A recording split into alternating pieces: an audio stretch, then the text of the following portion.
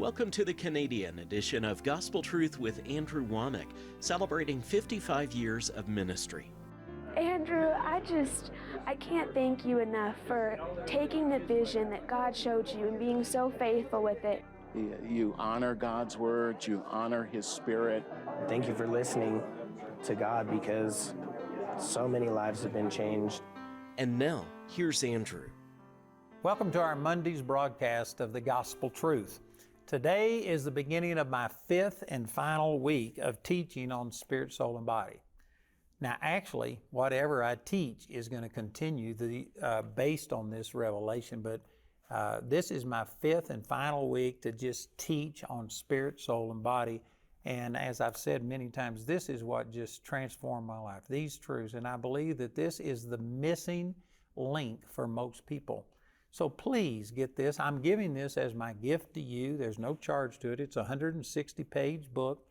We'll send it to you. We've also got it in CD and DVD and USB and audio book and illustrated cartoon type of thing that goes along with it. Any way that you want this teaching, we've got it available, and this coming Friday will be my last day to offer this over television. So please go to the effort of getting this.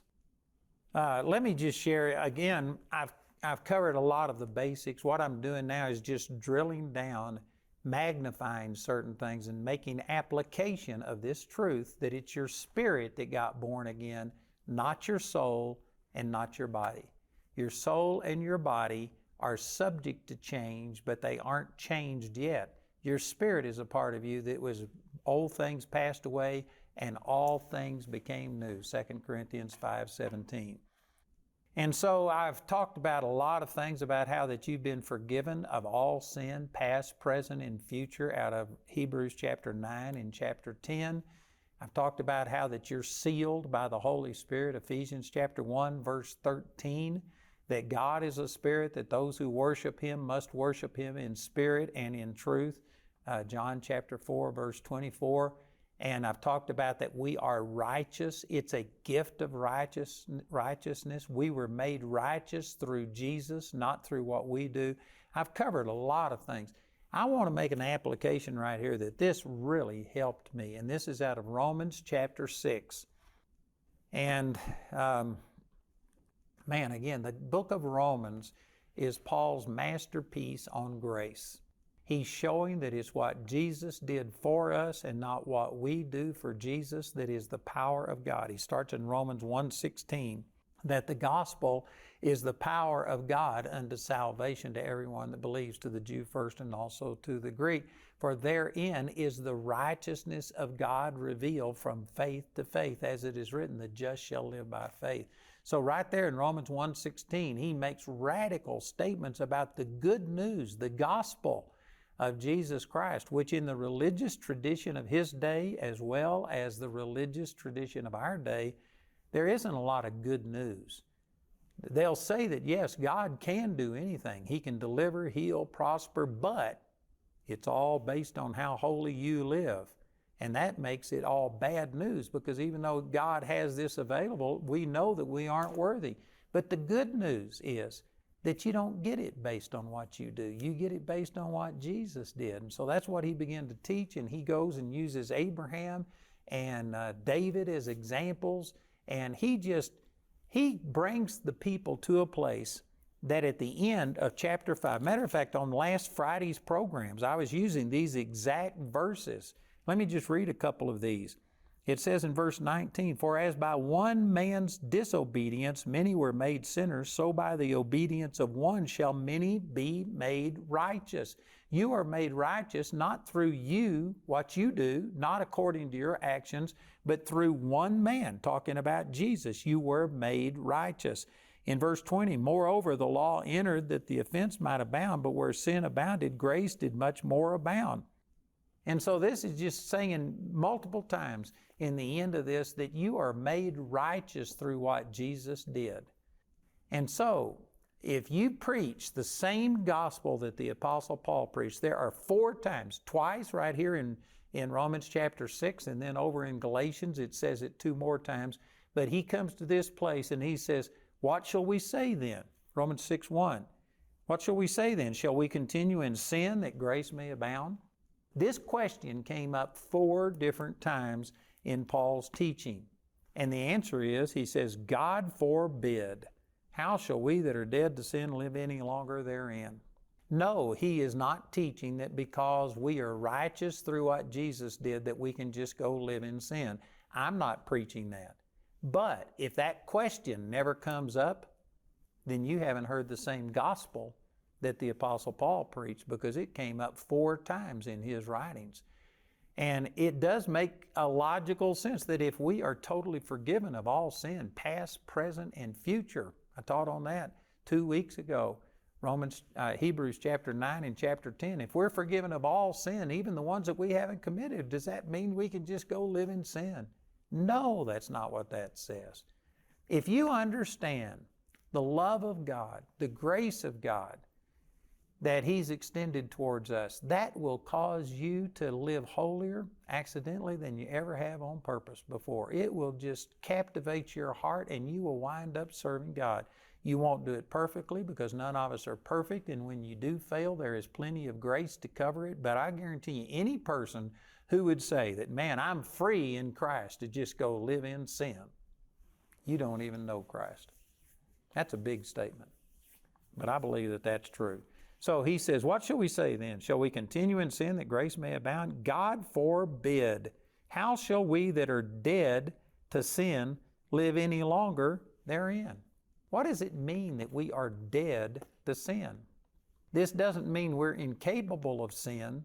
Man, there are many scriptures I could use, but all throughout the New Testament, there are examples of people who were truly born again, and yet they were rebuked for doing the wrong thing, and God accepted them and loved them. They did not lose their salvation. Just by observation, all of us can tell that we sin. We fall short. Sin is not only when you make a direct transgression against one of the big 10, like the 10 Commandments, but it says in James 4:17, to him that knows to do good and does it not, to him it is sin. Romans 14:23 says, whatsoever is not of faith is sin. So anytime you know you're supposed to be doing better than you're doing and you fail, that's sin. Anytime that you aren't in faith, that is sin. And so if you use the Bible definition of what sin is, all of us sin and we come short. But what does it mean when it says we are dead to sin? That's talking about this new born-again spirit. Let me turn over to 1 John chapter 3 and read something to you that used to be a real problem to me, but this teaching on spirit, soul, and body explained it to me. Right here in 1 John chapter 3 and in verse 8, it says, he that committeth sin is of the devil, for the devil sinneth from the beginning. For this purpose the Son of God was manifested, that he might destroy the works of the devil. And then it says in verse 9, whosoever is born of God doth not commit sin, for his seed remaineth in him, and he cannot sin because he is born of God. What in the world does that mean? Because as we were just saying, all of us have sinned. All of us continue to sin. If you use the Bible definition that it's what you should be doing that you aren't doing, anything that's not of faith is sin, well then all of us fall short and we are not the person that we're supposed to be. So how can you reconcile what we experience with what the Word of God says? To me, the key is this teaching right here, spirit, soul, and body. Your spirit is the only part of you that is born of God. Whatsoever is born of God doth not commit sin. For his seed remaineth in him, and he cannot sin because he is born of God. Your spirit is the only part of you that is born of God. Your body is not born of God.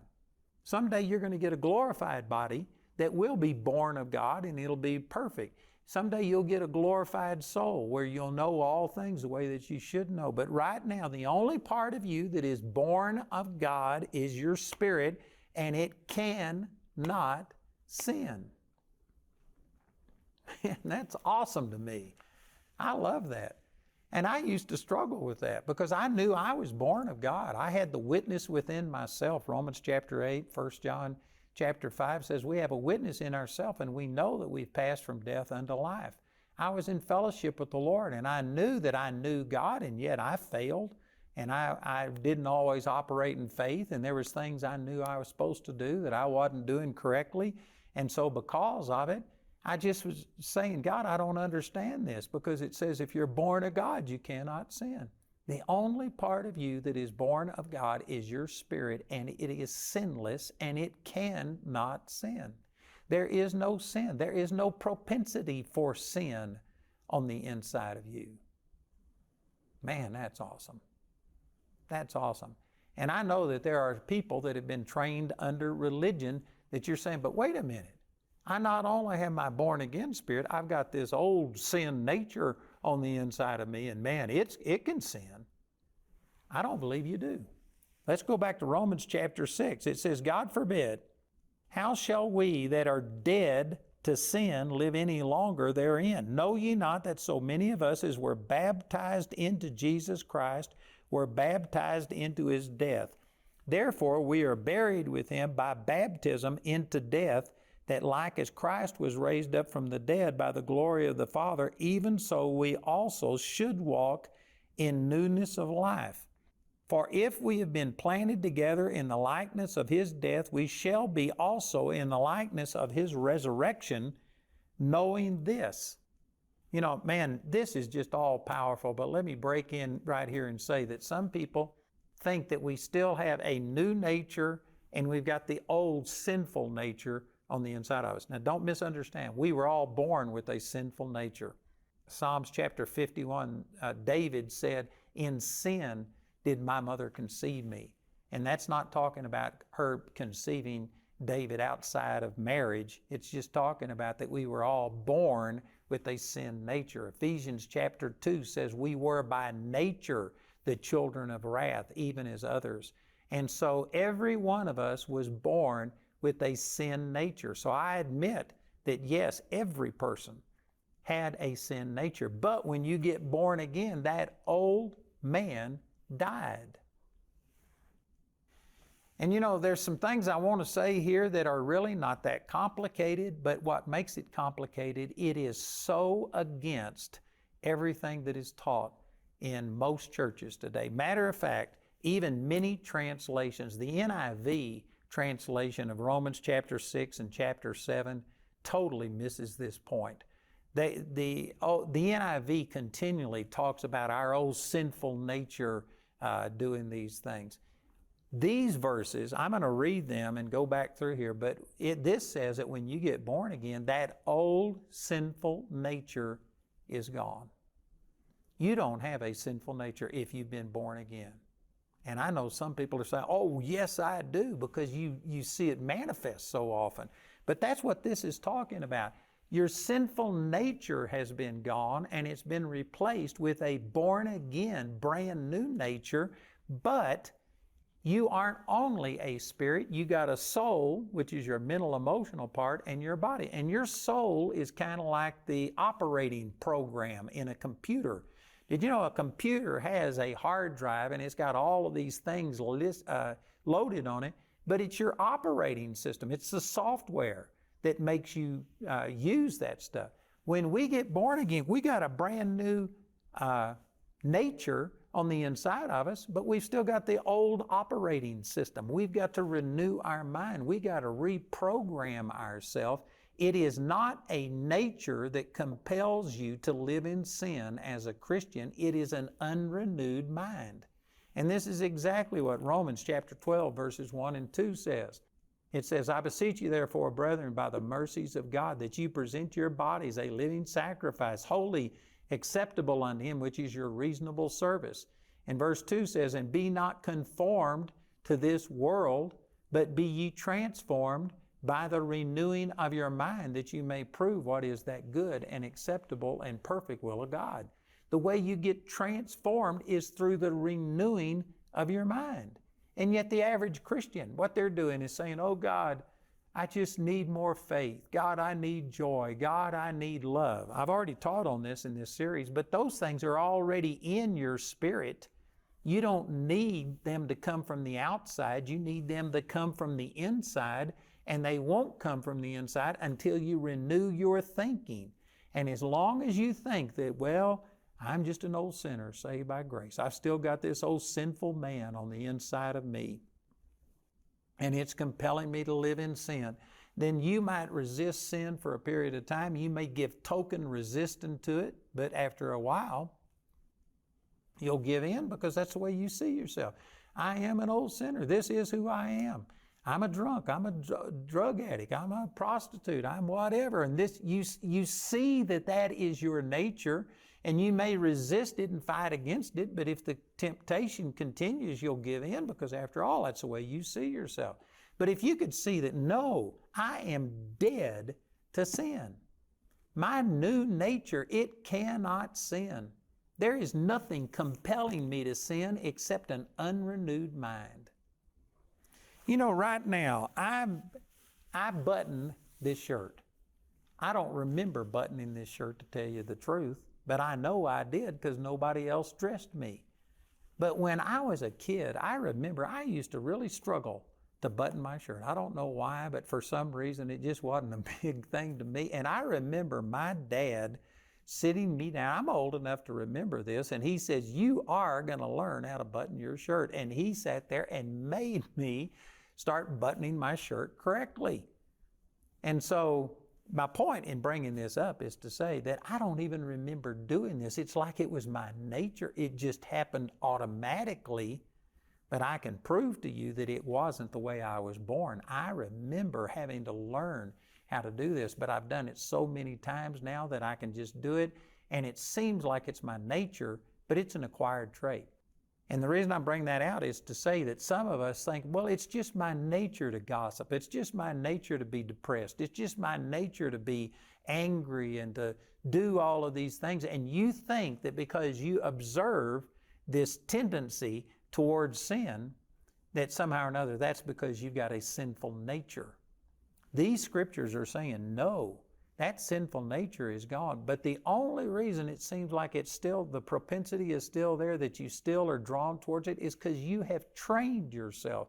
You have taught yourself. You have programmed yourself how to live in sin. That old sinful nature that we had on the inside of us programmed us to be selfish, programmed us to be angry and to be bitter and to love money and being the root of all evil. It programmed all of these things. And even though you've now got a new nature, you're going to continue to function the way you were programmed until you reprogram it. That's what Romans chapter 12, verse 2 says, be transformed by the renewing of your mind. You could say the reprogramming of your mind. The only reason that you are still living in sin, if you are a born-again Christian, is because you haven't reprogrammed yourself. Your nature is different, and it cannot sin. You cannot sin in your born-again nature, and that old sinful nature is taken out of you. So let me go back and read some of these verses again. In verse 4, it says, therefore we are buried with him by baptism into death, that like as Christ was raised up from the dead by the glory of the Father, even so we also should walk in newness of life. For if we have been planted together in the likeness of his death, this is something that happens at salvation. 1 Corinthians chapter 12 talks about we were all baptized into his body. So if we have been planted together in the likeness of his death through salvation, we shall be also in the likeness of his resurrection, knowing this. Now, this phrase in verse 6 changes everything. See, in verse 5, we have been planted in the likeness of his death. That's a done deal. But walking in the likeness of his resurrection is dependent upon knowing this. If you don't know something, then this resurrection life will not function on the inside of you. So you've got to know the truth before you get made free. John chapter 8, verse 32. So here's what you've got to know. You have to know that your old man is crucified with him. Crucifixion is where something dies. And there, it uses this terminology many different times, and yet people who still believe that we have an old sinful nature, they'll say, oh yeah, we're crucified with him, but we resurrect every morning. And you got to die to yourself every single day. That's imputing resurrection power to the devil and to this old sinful nature that the Bible doesn't do. And as we continue to go through these verses, I won't be able to do all of this today. I'm running short of time, but as I continue to go through this chapter, it'll say it over and over and over that you are dead to sin the same way that Jesus is dead to sin. And He doesn't die anymore, and sin no longer has any dominion over Him. This is not saying that, yes, you died to that old sinful nature, but that sinful nature resurrects every day and that you got to die to it again. I was actually taught this. I remember as a teenager, before I really had my relationship with the Lord in 1968, I used to imagine myself being strapped into an electric chair and dying to my flesh, dying to myself every day. And I would imagine myself strapping myself in and saying, hatred or lust or whatever it is that I was doing. And I would mention all of my sins and think that by mentioning these sins, I was somehow or another dying to myself. What I was doing was empowering self by focusing on self and how bad self was. And I tried all of that. And I know a lot of people that are just constantly trying to die to themselves. But these verses say that you have already died to that old sinful nature. I know somebody's thinking, well, what about Paul saying I die daily? That's out of 1 Corinthians chapter 15. And if you take it in context, he was just saying, why even, put up with all of this? He says, I fought with beasts at Ephesus. I faced death constantly. Why do I do this if there isn't a resurrection? Because I die daily. That wasn't talking about him somehow or another dying to his old flesh and his old sinful nature. He was just saying, I face death on a daily basis. Why would I do this if there wasn't a resurrection? Again, that's a religious teaching that people draw on to say that every day you're just supposed to be so sin conscious and dying to yourself constantly. That's not what it's talking about. So again, in verse 5, if we have been planted together in the likeness of His death, which has happened at salvation, we shall be also in the likeness of His resurrection, knowing this, that our old man is crucified with Him, that the body of sin might be destroyed, that henceforth we should not serve sin. Man, I'm out of time, and I'm just to a place of saying something really, really important. So once again, please get this book. This coming Friday is going to be my last day to offer this over my television programs. It's a 160-page book. I'm giving it away as a gift. There's no strings attached. You can get it. We've got the same book in Spanish right here. We've got study guides. We've got DVDs, CDs, USBs. We have an audio book, and we even have an illustrated version of this where someone is drawing this out and illustrating it as I talk about it. So listen to our announcer. He's going to give you information. Remember that this coming Friday is going to be my last day to offer this book as a free gift and all of the rest of this product. So listen to our announcer as he gives you this information, and then please call or write today.